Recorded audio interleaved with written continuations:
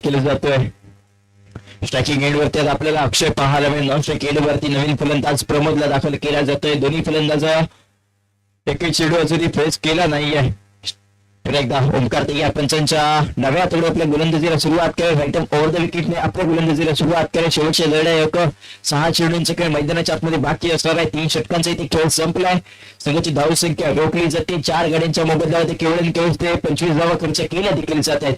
पुन्हा एकदा गोलंदाजी या पहिला चेंडू येते लेग साईडच्या दिशेने बोटाफटका खेळला जातोय. झेलबाची संधी निर्माण झाली आहे. 3 क्षेत्ररक्षक येते आपल्याला झेल खाली येताना पाहायला मिळाले. परंतु इथे झेल निसटली जाते.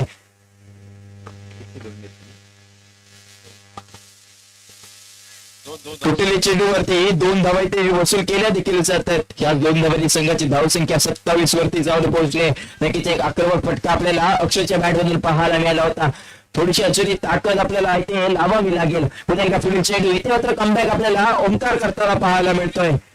निर्धाव चेंडूची संख्या करताना पाहायला मिळाली. अचूक टप्पा इथे वारंवार मेंटेन केला देखील जातोय. चांगली गोलंदाजी आपल्या संघासाठी ओमकार करतोय.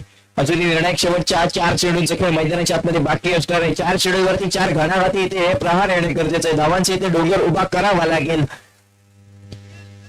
एकदा गोलंदाज या पंचांच्या डाव्या हाताकडून पुढील चेंडू इथे मात्र ऑप्शनच्या दिशेने मोठा फटका खेळला जातोय. झेलबाची संधी निर्माण झाली आहे. झेल निसटली जाते. 2 धावा तर इथे कंप्लीट केल्या देखील जातील. थोडस आपल्याला गचाळ क्षेत्ररक्षण आपल्याला क्षेत्ररक्षणाचं पाहायला मिळालंय. झेल इथे निसटली जाते.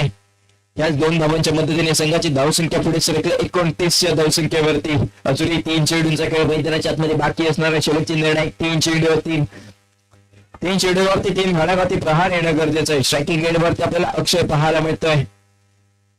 एकदा पुढील चेंडू इथे मात्र समोरच्या दिशेने मोठा फटका खेळला जातोय. इथे मात्र पुन्हा एकदा झेलबाची संधी निर्माण झाली आहे.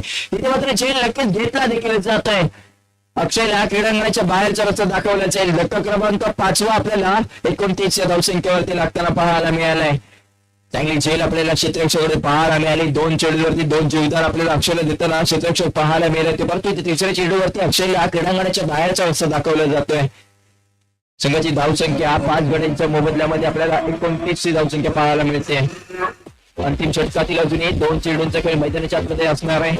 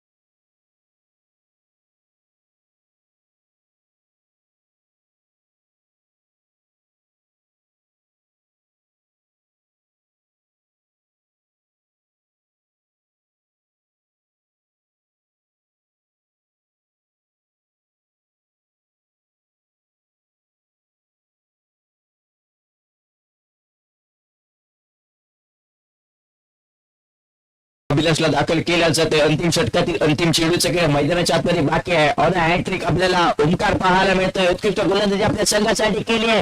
इथे मात्र मोठा फटका खेळला जातोय. झेलबाची साथ इथे झेल घेतली जाते. नक्कीच ओमकारची आपल्याला हॅट्रिक पाहायला मिळाली. काय गोलंदाजी केली आहे. फुलातून गोलंदाजी आपल्याला पाहायला मिळाली. केवळ आणि केवळ आपल्या षटकामध्ये 4 धावा खर्च केल्या आणि 3 गड्यांना क्रीडांगणाच्या बाहेरचा रस्ता दाखवला गेला. संघाची धावसंख्या 4 षटकांच्या अखेरीस 7 गड्यांच्या मोबदल्यामध्ये 29 धावसंख्या पाहायला मिळाली. 30 धावांचं उद्दिष्ट सावी स्पोर्ट्सच्या संघासमोर आपल्याला पांडुरा जिलेबना संघ ठेवताना पाहायला मिळतं. येणाऱ्या आता 24 चेंडू आणि 30 धावांची गरज असेल. चांगली गोलंदाजी आपल्याला ओमकारच्या माध्यमातून पाहायला मिळाली. 4 धावा खर्च करत 3 गडी इथे गारद केले. मिथुनच्या माध्यमातून सुद्धा चांगली गोलंदाजी झाली. 5 धावा खर्च केल्या. 1 गडी गारद केला. रोशनच्या माध्यमातून आपल्याला सुद्धा चांगली गोलंदाजी